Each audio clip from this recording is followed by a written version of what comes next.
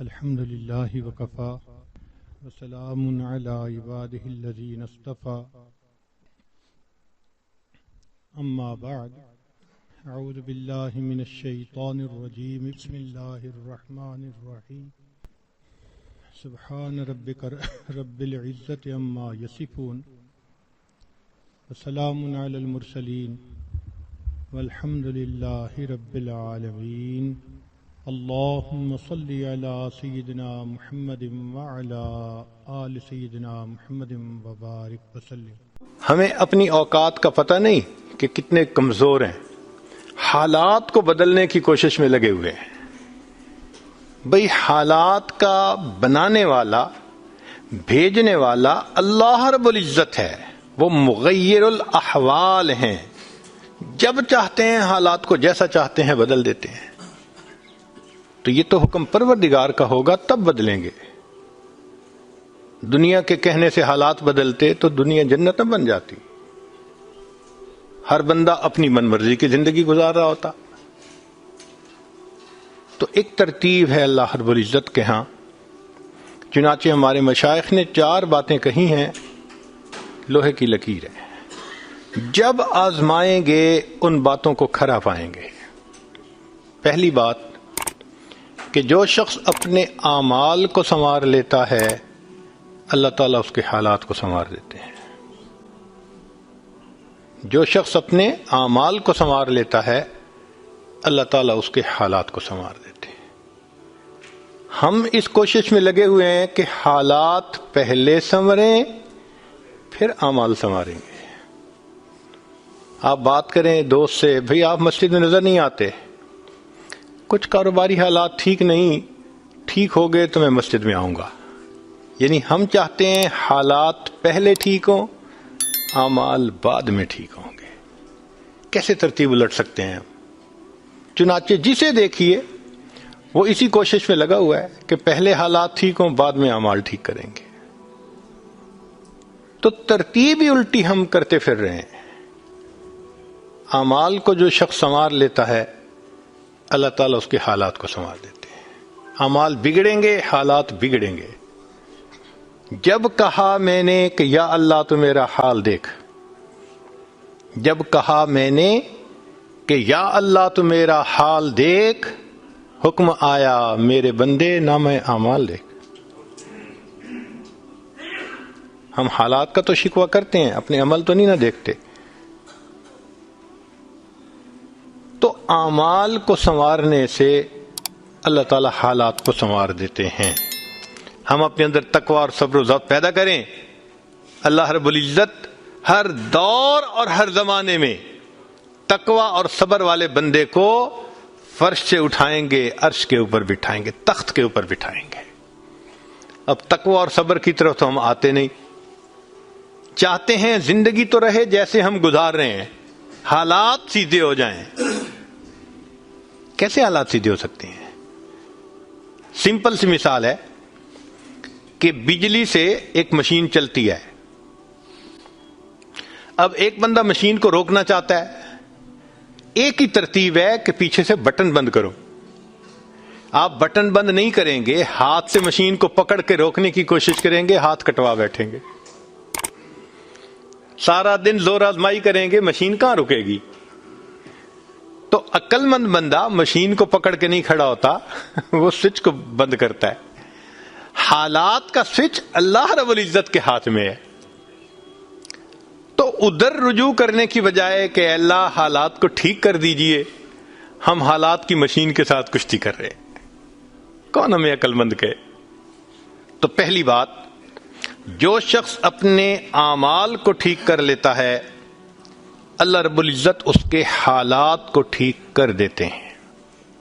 دوسری بات، جو شخص اپنی آخرت کو سنوار لیتا ہے اللہ تعالیٰ اس کی دنیا کو سنوار دیتے ہیں۔ ہم پھر الٹے چاہتے ہیں کہ پہلے دنیا سنورے پھر ہم آخرت سنواریں گے، یہاں پھر ہم غلطی کرتے ہیں، دن رات دنیا سنوارنے میں لگے ہوئے ہیں، پزل بنی ہوئی ہے، ایک حصہ جوڑتے ہیں تو دوسرا ٹوٹتا ہے، وہ توڑتے ہیں تو پہلا ٹوٹتا ہے۔ ہر بندہ لگا ہوا ہے اسی کوشش میں. تو اللہ رب العزت کے ہاں ترتیب یہ ہے. اس کی مثال اگر دیکھنی ہو، صحابہ رضی اللہ عنہ کی مبارک زندگیوں کو دیکھیے. انہوں نے اپنی آخرت کو سنوارا، اللہ نے اس کے نتیجے میں ان کی دنیا کو سنوار دیا. بات کیا تھی کہ نہ کیسر و کسرا سے دبے چند وہ لوگ کے اونٹوں کے چرانے والے، اور جن کو کافور پہ ہوتا تھا نمک کا دھوکا، بن گئے دنیا کی تقدیر بدلنے والے. انہوں نے اپنی آخرت کو سنوارا، اللہ نے دنیا سنواری. کیسے؟ اطمینان. اتنا اطمینان کہ یمن سے جوان عورت چلتی ہے اور مدینہ طیبہ پہنچتی ہے، اور پورے راستے میں کوئی اس کی طرف آنکھ اٹھا کر دیکھنے والا نہیں ہوتا. اللہ نے مال و دولت کے اتنے ڈھیر عطا کیے تھے. انس اللہ عنہ کہتے ہیں کہ میں لکڑی کاٹنے والے کلہاڑے سے سونے کی اینٹوں کو توڑا کرتا تھا. اب لکڑی کے کلہاڑے سے جو سونا ٹوٹے گا وہ تولوں میں اور گراموں میں تو نہیں نہ ہو سکتا. اللہ نے اتنی دولت ان کے قدموں میں ڈال دی تھی. بچہ پیدا ہوتا تھا، اس کا روزینہ متعین تھا. سیدنا عمر رضی اللہ عنہ نے ایک رات دیکھا ایک عورت چھوٹے سے بچے کو روٹی کا ٹکڑا کھلانے کی کوشش کر رہی ہے، بچہ رو رہا ہے. پوچھا کیوں کر رہی ہو؟ کہنے لگی کہ امیر المومنین نے قانون بنایا ہوا ہے کہ جب بچہ دودھ چھوڑے گا پھر ہم بیت المال سے روزینہ متعین کریں گے، تو میں کوشش کر رہی ہوں. عمر رضی اللہ عنہ آئے، بہت روئے. صحابہ کہتے ہیں کہ اس دن فجر کی نماز پڑھائی، قرات کے اندر اتنا گریا اور بکا تھا کہ ہمیں سمجھنا مشکل ہو رہا تھا. اتنا رو رہے تھے، ہم حیران تھے آج امیر المومنین کو کیا ہوا. نماز پڑھانے کے بعد ممبر پر بیٹھے، عمر کے اوپر اللہ رحم کرے اس نے کتنے بچوں کی جان لی ہوگی. مقصد یہ تھا کہ میں نے جو یہ قانون بنایا تو کتنی ماؤں نے معصوم بچوں کے دودھ چھڑوائے ہوں گے اور وہ دودھ سے محروم ہوں گے میری وجہ سے. پھر اعلان فرمایا کوئی ماں بچے کو دودھ جلدی مت چھڑوائے، جس دن بچہ پیدا ہوگا اسی دن بیت المال سے وظیفہ متعین کر دیا جائے گا. آج سے 1400 سال پہلے ہے. تو انہوں نے اپنی آخرت کو سنوارا، رب کریم نے اس کے بدلے ان کی دنیا کو سنوار دیا. قرآن مجید میں اللہ تعالیٰ فرماتے ہیں وَلَوْ أَنَّ أَهْلَ الْقُرَىٰ آمَنُوا وَاتَّقَوْا، اگر یہ بستی دیسوں والے ایمان لاتے، تقوی کو اختیار کرتے، لَفَتَحْنَا عَلَيْهِمْ بَرَكَاتٍ مِّنَ السَّمَاءِ، ہم ان کے لیے آسمان سے برکتوں کے دروازے کھول دیتے. تو ترتیب یہی ہے کہ جو آخرت کو سنوارتا ہے اس کوشش میں لگتا ہے، دنیا اس کا سایہ ہے.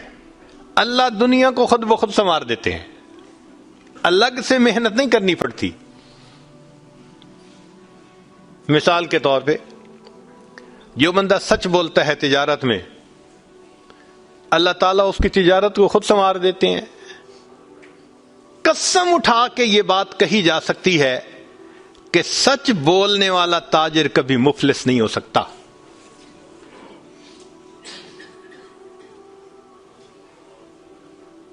پاسبل ہی نہیں کہ سچ کی بنیاد ہو اور اس میں برکت نہ ہو. تو دو باتیں، جو شخص اپنے اعمال کو سنوارتا ہے اللہ تعالی حالات کو سنوار دیتے ہیں، جو اپنی آخرت کو سنوار لیتا ہے اللہ تعالیٰ اس کی دنیا کو سنوار دیتے ہیں.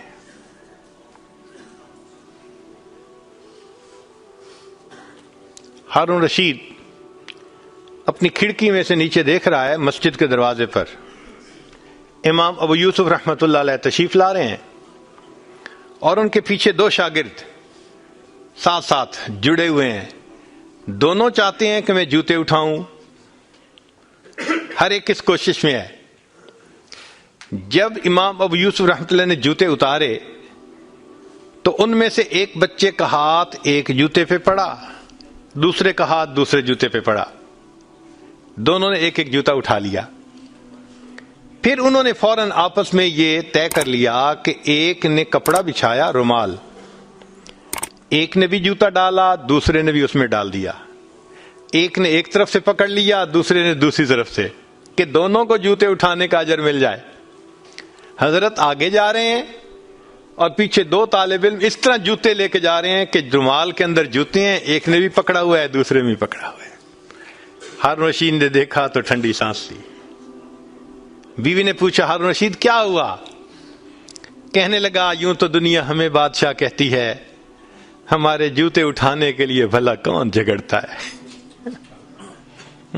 یوں تو دنیا ہمیں بادشاہ کہتی ہے، ہمارے جوتے اٹھانے کے لیے بھلا کون جھگڑتا ہے. جو آخرت سنوارتا ہے اللہ ایسے دنیا سنوارتے ہیں کہ دنیا جوتے اٹھانے کے لیے جھگڑتی ہے آپس میں. تو فرمایا کہ جو اپنی آخرت کو سنوار لیتا ہے اللہ تعالیٰ اس کی دنیا کو سنوار دیتے ہیں. چنانچہ ایک سیاح ہندوستان آیا گھومنے پھرنے کے لیے، اجمیر شریف بھی گیا.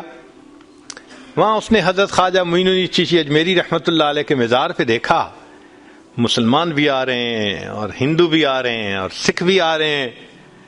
اللہ کی شان، اللہ رجوع دے دیتا ہے نا، سبھی آ رہے ہیں دعائیں مانگ رہے ہیں. تو وہ بڑا حیران کہ ہر کمیونٹی کے لوگ آ رہے ہیں، ہر مذہب کے لوگ آ رہے ہیں.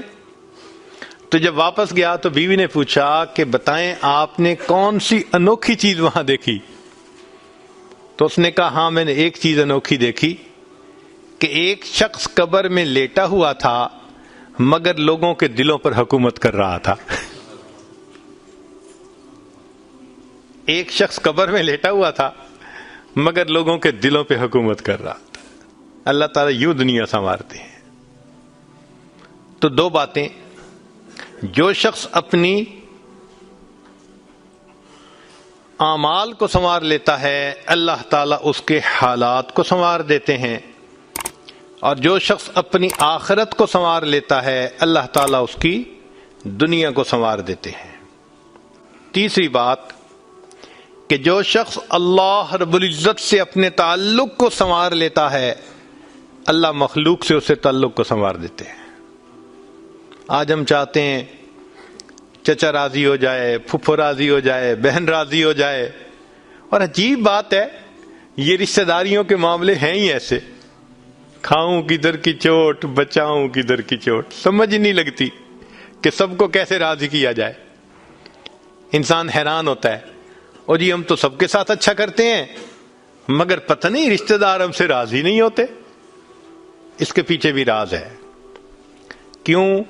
کہ ہم نے اللہ سے اپنے تعلق کو تو سنوارا نہیں ہوتا، مخلوق سے تعلق کیسے سنورے گا؟ تو فرمایا کہ جو شخص اللہ رب العزت سے اپنے تعلق کو سنوار لیتا ہے اللہ تعالی مخلوق کے ساتھ اس کے تعلق کو سنوار دیتے ہیں. اگر اس کی مثال دیکھنی ہے تو نبی علیہ الصلوۃ والسلام کی مبارک زندگی کو دیکھیے. ایک وہ وقت بھی تھا کہ جب اپنے رشتہ دار نبی علیہ الصلوۃ والسلام کو تکلیف پہنچاتے تھے، آپ بازار میں آگے آگے دعوت کا کام کرتے تھے اور پیچھے آپ کا چچا ابو لہب لوگوں کو کہتا تھا کہ یہ شخص غلط بیانی کر رہا ہے، تم اس کی بات مت ماننا. اپنے مخالفت کرتے تھے. ایک وہ وقت بھی تھا. پھر ایک وہ وقت آیا کہ جب اپنوں نے مکہ مکرمہ میں جینا تنگ کر دیا اور نبی علیہ الصلوۃ والسلام نے بیت اللہ کو دیکھ کر کہا بیت اللہ میں تجھے کبھی نہ چھوڑتا مگر مکہ کے رہنے والے مجھے یہاں بسنے نہیں دیتے. مبارک آنکھوں میں آنسو تھے اور اللہ کے حبیب جدا ہو رہے تھے. پھر کیا ہوا؟ 10 سال کے ہی عرصے میں حالات نے وہ پلٹا کھایا کہ جب آپ آ کر فاتح مکہ بن کر بیٹھے تو وہی قریش تھے جو قدموں میں آ کر پڑ گئے اور انہوں نے آپ کی غلامی اختیار کر لی.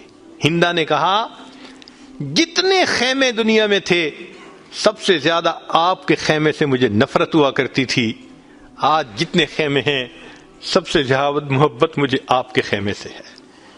اللہ اکبر کبیرہ. تو جو شخص اللہ سے اپنے تعلق کو سنوار لیتا ہے اللہ مخلوق سے اس کے تعلق کو سنوار دیتے ہیں. فضیل بن عیاض رحمۃ اللہ علیہ فرماتے ہیں مجھ سے جب بھی اللہ تعالیٰ کی نافرمانی ہوئی، مجھ سے جب بھی اللہ تعالیٰ کی نافرمانی ہوئی میں نے اس نافرمانی کا اثر اپنے ماتحتوں کے اندر دیکھا. یہ ریفلیکشن ہوتی ہے. ہم اللہ کی نافرمانی کرتے ہیں، اللہ مزہ چکھا دیتے ہیں کہ اپنے جو ماتحت ہوتے ہیں ان کو نافرمان بنا دیتے ہیں. اچھا بھائی تم ذرا اس کو ایکسپیرینس کرو ذرا. وہ جی کیا کریں، بیوی سنتی ہی نہیں ہے، حضرت بس اولاد افلاطون بن گئی ہے، حضرت بچے نے ذلیل کر دیا ہے. کیوں شکوے ہوتے ہیں ہمیں کہ ہمارے ماتحت ہماری نہیں مانتے، جبکہ ہم اپنے آقا کی نہیں مان رہے ہوتے. فرماتے ہیں کہ جب بھی مجھ سے اللہ تعالیٰ کی نافرمانی ہوئی میں نے آزما کے دیکھا یا تو بیوی نے میری نافرمانی کی، یا میری اولاد نے میری نافرمانی کی، یا میرے نوکروں نے غلاموں نے انہوں نے میری نافرمانی کی، یا کم از کم میری سواری کے جانور نے میری نافرمانی کی. یہ ہے عدل کا بدلہ. اپنے آقا کی نافرمانی کریں گے اللہ تعالیٰ ماتحتوں کو نافرمان بنا کر دکھائیں گے.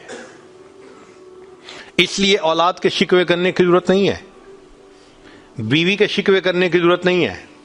سمپل سی بات ہے، اللہ رب العزت سے اپنے تعلق کو سنوار لیجئے، اللہ تعالیٰ مخلوق سے ہمارے تعلق کو سنوار دیں، سب کے دلوں میں محبت ڈال دیں گے. سیدنا امیر معاویہ رضی اللہ عنہ نے خط لکھا ام المومنین سیدہ عائشہ صدیقہ رضی اللہ تعالی عنہا کو کہ ام المومنین آپ امت کی ماں ہیں، آپ مجھے کوئی نصیحت فرمائیے. اور واقعی ام المومنین نے نصیحت کرنے کا حق ادا کر دیا. وہ نصیحت پڑھ کے پتہ چلتا ہے کہ انہوں نے نبی علیہ الصلوۃ والسلام کی صحبت یافتہ ہونے کا ثبوت پیش کر دیا. ام المومنین نے مختصر جواب لکھا، فرمایا دیکھیں اگر آپ مخلوق کو خوش کریں گے اللہ کو ناراض کریں گے اللہ ساری مخلوق کے دل میں تمہاری نفرت ڈال دیں گے.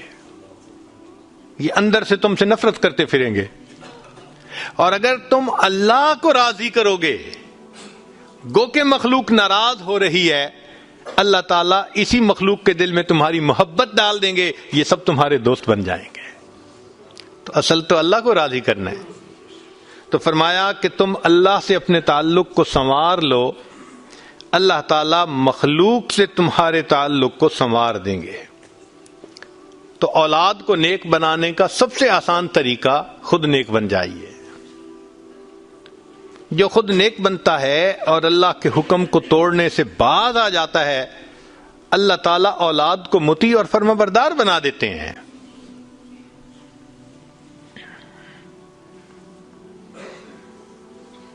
تو اب تک 3 باتیں. جو شخص اپنے اعمال کو سنوار لیتا ہے اللہ تعالیٰ اس کے حالات کو سنوار دیتے ہیں. جو اپنی آخرت کو سنوار لیتا ہے اللہ اس کی دنیا کو سنوار دیتے ہیں. جو شخص اللہ رب العزت سے اپنے تعلق کو سنوار لیتا ہے اللہ مخلوق سے تعلق کو سنوار دیتے ہیں. حدیث مبارکہ میں ہے جب بندہ عبادت کرتا ہے اور اللہ تعالیٰ خوش ہو جاتے ہیں دعا جبرائیل، اللہ تعالیٰ جبریل علیہ السلام کو بلاتے ہیں اور بتلاتے ہیں کہ جبرائیل میں فلاں بندے سے محبت کرتا ہوں. تو جبرائیل علیہ السلام آسمانوں پر اعلان کرتے ہیں کہ آسمان کے فرشتوں اللہ تعالیٰ فلاں بندے سے محبت کرتے ہیں. یہ اعلان سن کر سارے فرشتے اس بندے سے محبت کرنے لگ جاتے ہیں. پھر جبریل علیہ السلام زمین پر آتے ہیں اور زمین پر آ کر پھر اعلان کرتے ہیں کہ لوگوں فلاں شخص سے اللہ تعالیٰ محبت کرتے ہیں ثم یودع له القبول فی الارض، پھر اللہ اس شخص کے لیے زمین میں قبولیت رکھ دیتے ہیں، پرائے اپنے بن جاتے ہیں، دشمن دوست بن جاتے ہیں، مخالفین کے دلوں میں بھی اللہ ان کی محبت اور عظمت ڈال دیتے ہیں۔ تو مخلوق سے تعلق سنوارنے کا یہ ہے سب سے بہترین طریقہ۔ کس کے پیچھے بھاگیں گے، کس کس کی منت سماجت کریں گے؟ بہتر نہیں کہ ہم ایک ہی کو منا لیں؟ جس نے اللہ کو منا لیا، اللہ تعالیٰ مخلوق کے ساتھ اس کے تعلق کو سارا ٹھیک فرما دیں گے۔ چوتھی بات کہ جو شخص دن کے اعمال کو سنوار لیتا ہے، اللہ تعالیٰ اس کے رات کے اعمال کو سنوار دیتے ہیں۔